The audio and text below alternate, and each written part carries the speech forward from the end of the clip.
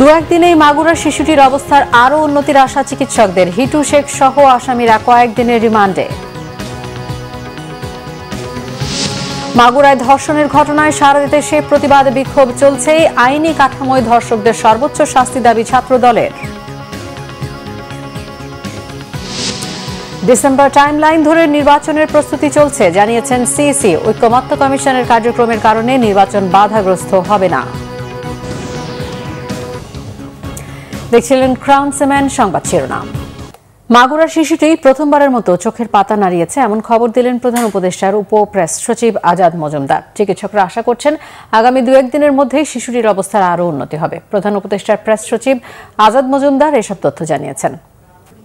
শিশুটির শারীরিক অবস্থা খুব সামান্য উন্নতি হয়েছে, কমান্ড লেভেল 3-এ ছিল, আজকে সেটা 5-এ উন্নতি হয়েছে এবং সকালে শিশুটি প্রথমবারের মতো হাসপাতালে ভর্তি হওয়ার পর চোখের পাতা নেড়েছেন এবং তবে শ্বাসরোধের চেষ্টার কারণে তার মস্তিষ্কে অক্সিজেন সরবরাহ বিঘ্নিত হয়েছিল এবং মস্তিষ্কে পানি জমে গিয়েছিল, যেটা এখনো অপসারণ করা সম্ভব হয়নি। তার বুকের মধ্যে যে বাতাসটা জমেছিল সেটা দূর করা গেছে এবং চিকিৎসকরা আশাবাদী হয়তো তার স্বাস্থ্যের অবস্থা আর একটু উন্নতি হবে দু একদিনের মধ্যে। অন্তর্বর্তীকালীন সরকারের পক্ষ থেকে নিয়মিত তার স্বাস্থ্যের খোঁজখবর রাখা হচ্ছে। প্রধান উপদেষ্টার নিরাপত্তা উপদেষ্টা লেফটেন্যান্ট উনি এই বিষয়ে নিয়মিত যোগাযোগ রাখছেন। মাগুরায় শিশু ধর্ষণের মামলায় প্রধান আসামি হিটু শেখ 7 দিনের আর অন্য 3 আসামিকে 5 দিনের রিমান্ডে নেওয়া হয়েছে। আসামিদের রবিবার গভীর রাতে মাগুরা চিফ জুডিশিয়াল ম্যাজিস্ট্রেট আদালতে হাজির করা হয়। পুলিশ তাদের 7 দিনের রিমান্ড আবেদন করে। শুনানিতে আসামিদের কোনো আইনজীবী না থাকায় তাদের আত্মপক্ষ সমর্থনের সুযোগ দেন বিচারক। এ সময় আসামিরা নিজেদেরকে নির্দোষ দাবি করেন। পরে মূল আসামি বোনের শ্বশুর হিটু শেখকে 7 দিন ও বোনের জামাই সজীব শেখ, তার বড় ভাই রাতুল শেখ ও হিটু শেখের স্ত্রী জায়দা খাতুনকে 5 দিনের রিমান্ড মঞ্জুর করেন। এর আগে রবিবার আসামিদের দৃষ্টান্তমূলক শাস্তির দাবিতে দিনভর আদালত চত্বর ও শহরের ভায়নামোড় এলাকায় বিক্ষোভ করে শিক্ষার্থীরা। নিরাপত্তা নিয়ে শঙ্কা থাকায় গভীর রাতে আসামিদের আদালতে রিমান্ড শুনানি করা হয়। নারীর প্রতি সহিংসতা ও ধর্ষণের প্রতিবাদে আজও বিক্ষোভ হয়েছে দেশের বিভিন্ন জায়গায়। দ্বিতীয় দিনের মতো রাজশাহী বিশ্ববিদ্যালয়ে ক্লাস বর্জন করে ধর্ষণের প্রতিবাদ ও ধর্ষকের শাস্তির দাবিতে আন্দোলন করছে শিক্ষার্থীরা। সকাল থেকে ক্যাম্পাসের প্যারিস রোডে বিক্ষোভ করেন তারা। পরে বিশ্ববিদ্যালয়ের প্রধান ফটকের সামনে ঢাকা রাজশাহী মহাসড়কে অবস্থান নেয় শিক্ষার্থীরা। এ সময় রাজশাহী নাটোর রোডে যানবাহন চলাচল বন্ধ হয়ে যায়। একই দাবিতে নগরীর তালাইমারি রাস্তা অবরোধ করে বিক্ষোভ করে বিশ্ববিদ্যালয় সহ বিভিন্ন কলেজের শিক্ষার্থীরা। ময়মনসিংহে বিক্ষোভ সমাবেশ করেছে সাধারণ ছাত্র জনতা। নগরীর টাউন হল মোড়ে বিভিন্ন স্কুল, কলেজ ও বিশ্ববিদ্যালয়ের শিক্ষার্থীরা বিক্ষোভ সমাবেশ করে। সমাবেশে ধর্ষকদের দ্রুত বিচার ট্রাইব্যুনালের মাধ্যমে বিচার নিশ্চিতের দাবি জানানো হয়। ধর্ষকদের ফাঁসির দাবিতে বিক্ষোভ হয়েছে চাঁপাইনবাবগঞ্জে। জেলা প্রশাসকের কার্যালয়ের সামনে চত্বরে মানববন্ধন ও সমাবেশ করে শিক্ষার্থীরা। নারীর প্রতি সহিংসতা, নিপীড়ন, ধর্ষণ এবং আইন শৃঙ্খলা পরিস্থিতির অবনতি ও বিচারহীনতার প্রতিবাদে কেন্দ্রীয় কর্মসূচির অংশ হিসেবে দেশের বিভিন্ন জায়গায় মানববন্ধন করেছে ছাত্রদল ও মহিলা দল। ধর্ষকদের সর্বোচ্চ শাস্তির দাবি জানানো হয় এসব কর্মসূচি থেকে। প্রতিনিধিদের পাঠানো তথ্যছবিতে ডেস্ক রিপোর্ট। মাগুরা তৃতীয় শ্রেণীর ছাত্রী ধর্ষণের ঘটনায় উত্তাল সারা দেশ। ধর্ষকদের সর্বোচ্চ শাস্তি নিশ্চিতের দাবিতে চলছে বিক্ষোভ, মানববন্ধন সহ নানা কর্মসূচি। রাজশাহী বিশ্ববিদ্যালয়ের সিনেট ভবনের সামনে মানববন্ধন করে ছাত্রদল। এতে প্রধান অতিথি ছিলেন সংগঠনের কেন্দ্রীয় সাংগঠনিক সম্পাদক আমানুল্লাহ আমান। আইন শৃঙ্খলা বাহিনীর অবনতিতে উদ্বেগ জানান বক্তারা। ধর্ষকদের দ্রুত বিচারের দাবি জানানো হয় কর্মসূচি থেকে। সিলেটে কেন্দ্রীয় শহীদ মিনারে মানববন্ধন করে মহিলা দলের নেতাকর্মীরা। এতে উপস্থিত ছিলেন বিএনপি চেয়ারপারসনের উপদেষ্টা তাহসিনা রুশদী লুনা। তিনি বলেন, অতীতে বিচার না হওয়ায় অপরাধীরা বেপরোয়া হয়ে উঠেছে। দ্রুত ধর্ষকদের বিচারের দাবি জানান তিনি। নাটোরে মানববন্ধন কর্মসূচি পালন করেছে ছাত্রদল। নবাব সিরাজউদ্দৌলা কলেজ ছাত্রদলের মানববন্ধনে বক্তব্য রাখেন জেলা বিএনপির যুগ্ম আহ্বায়ক সাইফুল ইসলাম আফতাব সহ অন্যরা। বক্তারা বলেন, ধর্ষণের ঘটনায় আতঙ্কিত সারা দেশ। ধর্ষকদের শাস্তির দাবিতে নাটোরের কানাইখালীতে বিক্ষোভ ও সমাবেশ করে বৈষম্য বিরোধী ছাত্র আন্দোলন। খাগড়াছড়িতে বিক্ষোভ সমাবেশ করে জেলা মহিলা দল। একই দাবিতে মানববন্ধন করেছে খাগড়াছড়ি সরকারি কলেজ ছাত্রদল। টাউন হল প্রাঙ্গণ থেকে জেলা মহিলা দলের মিছিলটি শহরের বিভিন্ন সড়ক ঘুরে আসে। খাগড়াছড়ি রেলগেট এলাকায় প্রতিবাদী মানববন্ধন করে ছাত্রদল। মানববন্ধন করেছে কুষ্টিয়া পলিটেকনিক ইনস্টিটিউট শাখা ছাত্রদল। ক্যাম্পাসের প্রধান ফটকের সামনে এই কর্মসূচিতে বক্তারা অপরাধীদের দৃষ্টান্তমূলক শাস্তির দাবি জানান। কেন্দ্রীয় কর্মসূচির অংশ হিসেবে মানববন্ধন করেছে মুন্সিগঞ্জ জেলা মহিলা দল। জেলা বিএনপির কার্যালয়ের সামনে ঘণ্টাব্যাপী মানববন্ধনে বক্তারা বলেন, স্বৈরাচারী হাসিনা সরকারের আমলে ধর্ষকদের শাস্তি নিশ্চিত না হওয়ায় দেশে এখন ধর্ষণের ঘটনা বেড়েছে। পিরোজপুর সরকারি সোহরাওয়ার্দী কলেজ ক্যাম্পাসে মানববন্ধন করে কলেজ শাখা ছাত্রদল। এছাড়া সাভার, মানিকগঞ্জ, ঝিনাইদহ ও পঞ্চগড় সহ দেশের বিভিন্ন জায়গায় প্রতিবাদ মিছিল ও সমাবেশ করেছে ছাত্রদল। শর্মিলা কেয়া, বাংলা ভিশন নিউজ ডেস্ক। আইনের মধ্যে থেকে নারী নিপীড়নকারীদের দ্রুত বিচার নিশ্চিতের দাবি জানিয়েছে জাতীয়তাবাদী ছাত্রদল। নারী নিপীড়কদের জন্য তদবিরকারীদের ব্যাপারে পদক্ষেপ নেওয়ার দাবি ছাত্র সংগঠনটির। নারী নির্যাতন চলতে থাকলে আবারও রাজপথে নামার হুঁশিয়ারি দিয়েছে ছাত্রদল নেতারা। আহমেদ সারওয়ারের রিপোর্ট। দেশে নারীর প্রতি সহিংসতা, ধর্ষণ, অনলাইনে হেনস্থা এবং আইনশৃঙ্খলা পরিস্থিতির সার্বিক অবনতি ও বিচারহীনতার প্রতিবাদে সোমবার সুপ্রিম কোর্টের সামনে মানববন্ধন করে বাংলাদেশ জাতীয়তাবাদী ছাত্রদল। এতে নেতারা বলেন, নারীর প্রতি সহিংসতা গত কয়েক মাসে বেড়েছে এমন নয়, তা চলছিল গত 15 বছর ধরেই, কিন্তু গণমাধ্যম স্বাধীন না থাকায় বিষয়গুলো উঠে আসেনি। তখন এই দেশে আমার কোনো বোন ইফটিজিংয়ের শিকার হচ্ছে, তখন এই দেশেরই কোনো এক গ্রুপ ইসলামের ফতোয়া দিয়ে তাদেরকে জেল থেকে বের করে নিয়ে আসছে। কোনো ইফতিজার, কোনো ধর্ষণের প্রমোটকারীদেরও শাস্তি হতে হবে। যখন পৈশাচিক হাসিনা, ফ্যাসিস্ট হাসিনা ছিল, তখন মানুষজন জুলুম নির্যাতনের শিকার হয়েছে। সেই জুলুম নির্যাতন আবারও যদি ফেরত আসে, তা অত্যন্ত কষ্টদায়ক, হৃদয় বিদারক। মানববন্ধনে ছাত্রদল নেতারা বলেন, দেশের আপামর জনতা সমর্থন দিলেও আইনশৃঙ্খলা পরিস্থিতির উন্নতি করতে পারছে না অন্তর্বর্তী সরকার। আমাদের মনে হচ্ছে পৃথিবীর সবথেকে দুর্বল সরকার। এই অন্তর্বর্তীকালীন সরকারকে এদেশের সকল মানুষ সমর্থন দেওয়ার পরেও তারা আইনশৃঙ্খলার যে পরিস্থিতি সেটি কিন্তু উন্নত করতে পারেনি। এই অন্তর্বর্তীকালীন সরকারের যে স্টেক হোল্ডার এবং যে 2-1 গুপ্ত সংগঠনের নেতারা যারা এখনো নারী নিপীড়নের পক্ষে তদবির করছে, তাদের বিষয়ে কিন্তু অন্তর্বর্তীকালীন সরকারের অত্যন্ত সতর্ক ব্যবস্থা গ্রহণ করা উচিত। দিনের পর দিন এই নারীদের প্রতি সহিংসতা বৃদ্ধি পাচ্ছে, নারী নিপীড়ন বৃদ্ধি পাচ্ছে, ধর্ষণের ঘটনা বেড়েই চলছে, কিন্তু আমরা গণতান্ত্রিক ধারায় যে বক্তব্য, সেই বক্তব্যগুলো সরকারের নিকট শুনতে পাচ্ছি। আপনারা আইনের মধ্যে থেকে দ্রুততম সময়ে বিচার সুনিশ্চিত করবেন। যদি এ ধরনের ঘটনা অব্যাহত থাকে, যদি নারী নিপীড়ন অব্যাহত থাকে এবং সুষ্ঠু বিচার আমরা না পাই, আমরা বলতে চাই অতি শীঘ্রই ছাত্রদল আবারও রাজপথে নামতে বাধ্য। অবিলম্বে দেশের আইন শৃঙ্খলা পরিস্থিতির উন্নতির জন্য অন্তর্বর্তী সরকারকে কঠোর হবার আহ্বান জানানো হয় মানববন্ধন থেকে। সজাগ দৃষ্টি রাখার আহ্বান জানিয়ে আহমেদ সরওয়ার, বাংলা ভিশন, ঢাকা। যশোরে রাষ্ট্রদ্রোহের মামলায় বিএনপির ভারপ্রাপ্ত চেয়ারম্যান তারেক রহমানকে বেকসুর খালাস দিয়েছে আদালত। দুপুরে জেলা ও দায়রা জজ আদালতের বিচারক শেখ নাজমুল আলম আদেশ দেন। এই বিষয়ে রাষ্ট্রপক্ষের কৌশলী ও জেলা বিএনপি সভাপতি সৈয়দ সাবিরুল হক বলেন, মামলায় সাক্ষ্য প্রমাণে অভিযোগ প্রমাণিত না হয় আদালত তারেক রহমানকে বেকসুর খালাস দিয়েছেন। একই সঙ্গে যেসব জায়গায় তার বিরুদ্ধে এই মামলায় গ্রেপ্তারি পরোয়ানা রয়েছে তাও প্রত্যাহারের আদেশ দেওয়া হয়েছে। যশোর জেলা আওয়ামী লীগের সাংগঠনিক সম্পাদক SM আফজাল হোসেন 2014 সালের 9 নভেম্বর তারেক রহমানের বিরুদ্ধে রাষ্ট্রদ্রোহিতার মামলা করেন। 2015 সালে 22 জানুয়ারি মামলাটি থানায় রেকর্ড করা হয়। মামলার এজাহারে উল্লেখ করা হয়, তারেক রহমান বঙ্গবন্ধু শেখ মুজিবুর রহমানের বিরুদ্ধে ঘৃণা, বিদ্বেষ, অবজ্ঞা ও কুরুচিপূর্ণ বক্তব্য প্রদান করেন, যা রাষ্ট্রদ্রোহিতার শামিল। ডিসেম্বর টাইমলাইন ধরে জাতীয় সংসদ নির্বাচনের প্রস্তুতি নেওয়ার কথা জানিয়েছেন প্রধান নির্বাচন কমিশনার AM নাসিরউদ্দিন। প্রবাসীদের ভোট প্রদানের উদ্যোগ নেওয়ার কথাও জানান তিনি। এদিকে বাংলাদেশে অংশগ্রহণমূলক নির্বাচনে সব ধরনের সহায়তা দিতে প্রস্তুতির কথা জানিয়েছেন ঢাকায় নিযুক্ত ব্রিটিশ হাইকমিশনার সারা কুক। আগারগাঁওয়ের নির্বাচন কমিশন ভবনে ব্রিটিশ হাইকমিশনার সারা কুকের সঙ্গে বৈঠক করেন প্রধান নির্বাচন কমিশনার AM নাসিরউদ্দিন। প্রথমবারের মতো জাতীয় নির্বাচনের টাইমলাইন নিয়ে আলোচনা করেন সিইসি। বলেন, ডিসেম্বরে মাথায় রেখে প্রস্তুতি নিচ্ছে কমিশন। ডিসেম্বরে ভোট হলে অক্টোবরের শিডিউল ঘোষণা করা হবে। এ সময় ব্রিটিশ হাইকমিশনার জানান, বাংলাদেশের সুষ্ঠু, নিরপেক্ষ, অংশগ্রহণমূলক নির্বাচনে সকল ধরনের সহায়তা দিতে প্রস্তুত যুক্তরাজ্য। স্থানীয় সরকার নির্বাচন নিয়ে কোনো আলোচনা হয়নি বৈঠকে।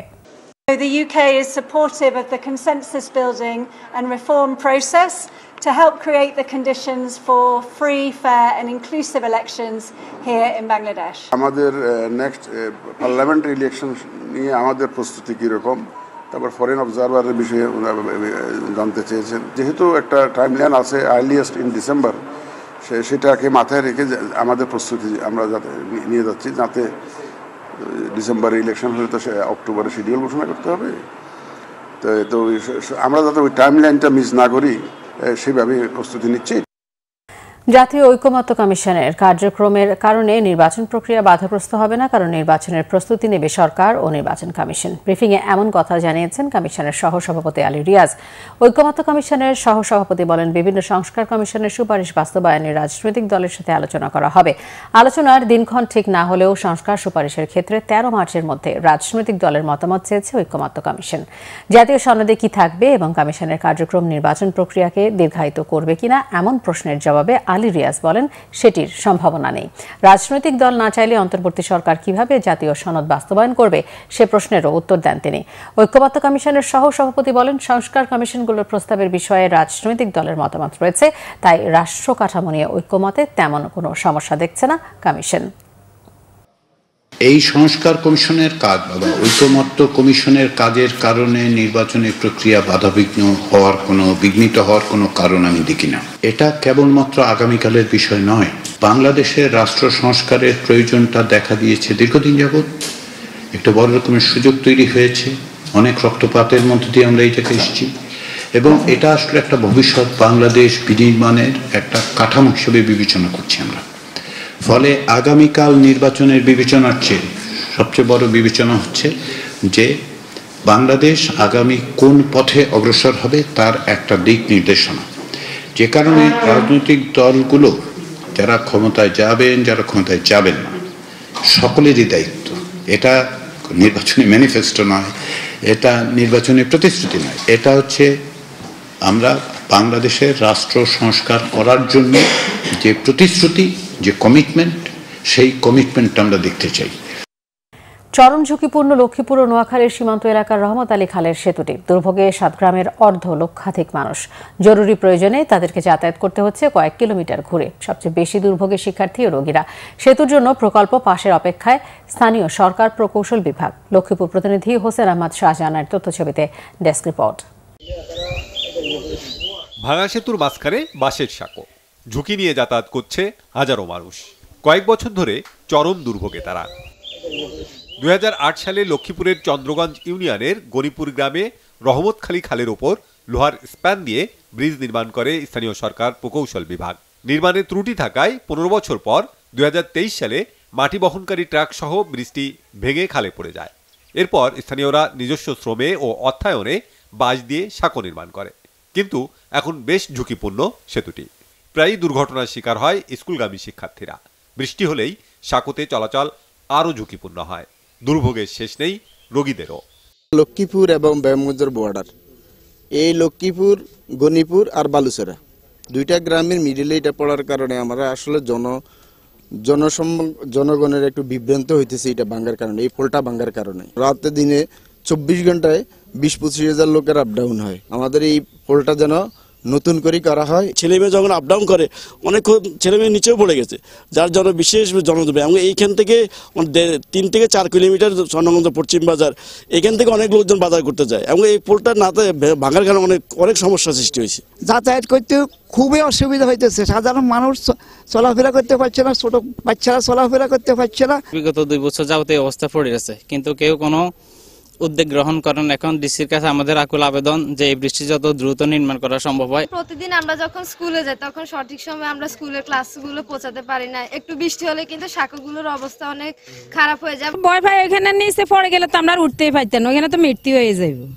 আমরা উঠার মতো কায়া তো পাইতেও না, দেখা গেছে অনেক সময়। এখানে 3বার সাঁকু দিয়েছে, কিন্তু সেখানে সাঁকুটা ভেঙে গেল। 5-6 জন এখান থেকে পড়ে তারা আহত হয়েছে। ডিপিপি অ্যাপ্রুভ হলে 1-2 বছরের মধ্যে জনগণ সুফল পাবে বলে জানিয়েছেন এলজিডির নির্বাহী প্রকৌশলী। আমরা একটা বড় প্রকল্প, উপজেলা সড়ক, ইউনিট সড়ক এবং গ্রাম সড়ক 100 মিটার যে প্রকল্প, সেই প্রকল্প আমরা এটা পাঠিয়েছি। তো এটা আশা করি ডিপিপি অ্যাপ্রুভ হলে আমরা সহজ টেন্ডারে যেতে পারবো এবং আগামী 1-2 বছরের ভিতরে যেন এটা সুফল পাবে। জনদুর্ভোগ লাঘবে দ্রুত নতুন সেতু চায় ভুক্তভোগীরা। Bangla Vision news desk. এবারে দেশের বিভিন্ন জায়গার আরো কিছু খবর নিয়ে রয়েছে ডেস্ক রিপোর্ট। টাঙ্গাইলে বীর মুক্তিযোদ্ধা হাবিবুর খান বেনুর স্মরণে সভা হয়েছে। শহরের একটি কমিউনিটি সেন্টারে এতে বক্তব্য রাখেন বিএনপির প্রচার সম্পাদক সুলতান সালাউদ্দিন টুকু। বলেন, ফ্যাসিবাদের প্রেতাত্মারা বিভিন্ন জায়গায় ঘাপটি মেরে আছে। তারা দেশকে অস্থিতিশীল করে ঘোলা পানিতে মাছ শিকারের চেষ্টায় লিপ্ত রয়েছে। দ্রুত নির্বাচনের রোডম্যাপ ঘোষণার দাবি জানান তিনি। কুড়িগ্রামের চিলমারী উপজেলায় বিএনপির কর্মী সমাবেশ হয়েছে। চিলমারী মহিলা কলেজ মাঠে এতে অংশ নেন চিলমারী উপজেলার ৬ ইউনিয়নের ৫ শতাধিক নেতাকর্মী। দেশব্যাপী নারীর বিরুদ্ধে সহিংসতা, নিপীড়ন, ধর্ষণ, হেনস্থা এবং আইনশৃঙ্খলা পরিস্থিতির অবনতি ও বিচারহীনতার প্রতিবাদে মানববন্ধন করেছে পাবনা মেডিকেল কলেজ ছাত্রদল। মানববন্ধন হয়েছে পাবনা বিজ্ঞান ও প্রযুক্তি বিশ্ববিদ্যালয়ে। এ সময় বক্তারা অবিলম্বে ধর্ষকদের কঠিন শাস্তির আওতায় এনে ফাঁসির রায় কার্যকর করার আহ্বান জানান। জাতীয় দুর্যোগ প্রস্তুতি দিবস উপলক্ষে আলোচনা সভা হয়েছে চুয়াডাঙ্গায়। জেলা প্রশাসকের সম্মেলন কক্ষে আলোচনা সভায় প্রধান অতিথি ছিলেন জেলা প্রশাসক জহিরুল ইসলাম। দিবসটি উপলক্ষে ভূমিকম্প ও অগ্নিকাণ্ড বিষয়ক মহড়া ও আলোচনা সভা হয়েছে সাতক্ষীরায়। গোপালগঞ্জে জেলা প্রশাসকের কার্যালয়ের সুশাসন চত্বরে এ উপলক্ষে আলোচনা সভায় সভাপতিত্ব করেন জেলা প্রশাসক মোহাম্মদ কামরুজ্জামান। রাঙ্গামাটিতে জাতীয় দুর্যোগ প্রস্তুতি দিবসের আলোচনা সভায় প্রধান অতিথি ছিলেন জেলা প্রশাসক মোহাম্মদ হাবিবুল্লাহ মারুফ। দিবসটি উপলক্ষে ব্রাহ্মণবাড়িয়ায় জেনারেল হাসপাতালের সামনে অগ্নিকাণ্ড বিষয়ক মহড়া অনুষ্ঠিত হয়েছে। বেতন বোনাসের দাবিতে সাভারের হেমায়েতপুরের এজেআই গ্রুপের পোশাক কারখানার শ্রমিকরা বিক্ষোভ করেছেন। বেতন বোনাস না পাওয়া পর্যন্ত কাজে যোগ দেবেন না বলে জানিয়েছেন শ্রমিকরা।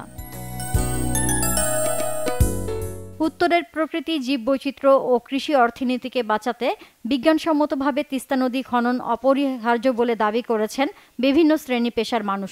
রংপুর জেলা প্রশাসক সম্মেলন কক্ষে তিস্তা নদীর সমন্বিত ব্যবস্থাপনা ও পুনরুদ্ধার শীর্ষক প্রস্তাবিত প্রকল্পের অংশীজনের সাথে মতবিনিময় সভায় এই দাবি জানানো হয়।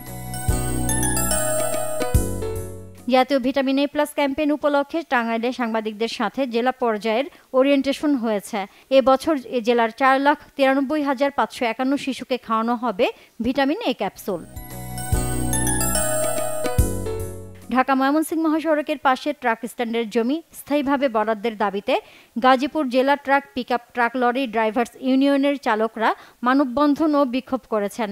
ভাওয়াল রাজবাড়ী সড়কে এই কর্মসূচি শেষে জেলা প্রশাসকের কাছে একটি স্মারকলিপি জমা দেওয়া হয়। দেশের প্রতিটি ইউনিয়নে একাধিক AIT নিয়োগ প্রক্রিয়া বাতিল সহ 7 দফা দাবিতে বগুড়ায় মানববন্ধন করেছেন প্রাণী সম্পদ কৃত্রিম প্রজনন টেকনিশিয়ানরা। দাবি মানা না হলে কঠোর আন্দোলনের হুঁশিয়ারি দেন তারা। তিস্তা নদীর সমন্বিত ব্যবস্থাপনা ও পুনরুদ্ধার প্রকল্প নিয়ে মতবিনিময় সভা হয়েছে গাইবান্ধায়। জেলা প্রশাসকের সম্মেলন কক্ষে এতে সভাপতিত্ব করেন জেলা প্রশাসক চৌধুরী মোয়াজ্জেম আহমদ। ইটভাটায় মোবাইল কোর্ট জরিমানা ভাঙচুর বন্ধের প্রতিবাদে বিক্ষোভ মিছিল হয়েছে ঝিনাইদহে। মিছিল শেষে অতিরিক্ত জেলা প্রশাসক সাইফুল ইসলামের কাছে প্রধান উপদেষ্টা বরাবর স্মারকলিপি জমা দেন তারা। কেরানীগঞ্জের আতাসুরের মুদ্রণনগরে নকল পাঠ্য বই ছাপানোর অভিযোগে একটি প্রিন্টিং প্রেসে অভিযান চালিয়েছে ভ্রাম্যমাণ আদালত। সিলগালা করে দেয়া হয় ওই প্রিন্টিং প্রেসের নকল বইয়ের গোডাউনটি। Nazneen Akhtar, Bangla Vision news desk. এই ছিল এখনকার মতো। পরবর্তী সংবাদ সন্ধ্যা 7:30 দেখার আমন্ত্রণ রইল। এছাড়া বাংলা ভিশন সংবাদ ও সংবাদ সংশ্লিষ্ট অনুষ্ঠান দেখতে ভিজিট করুন www.bbnews24.com ও facebook.com/banglavisionnews এবং সাবস্ক্রাইব করুন youtube.com/banglavisionnews। ধন্যবাদ সবাইকে।